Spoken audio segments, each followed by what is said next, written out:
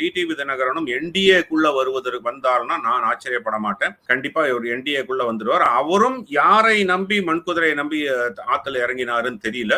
அவர் அது ரியலைஸ் பண்ணும்போது அவருடைய பொலிட்டிக்கல் ஃபியூச்சருக்காகவாது அவர் என்டிஏ வருவார். அப்போ வந்து எடப்பாடி பழனிசாமி அதை வந்து ஒரு அதாவது பாஜகனுடைய கூட்டணிக்குள் அவர் வருவதற்கு ஒரு அனுமதி கிடைக்கும்.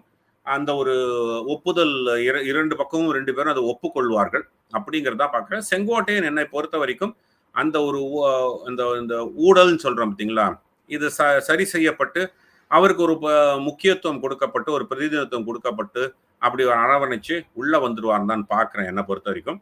அதனால இது ஒரு பெரிய இப்போதைக்கு இருக்கக்கூடிய ஒரு சலசலப்பா தான் இருக்கே தவிர அது வந்து மிகப்பெரிய அளவுல அது ஒரு என்ன பொறுத்த ரிவர்சபிள் நான் பார்க்கிறேன். அதெல்லாம் சரி. இப்ப நீங்க மண்குதிரைங்கிற வார்த்தையை யூஸ் பண்ணீங்க.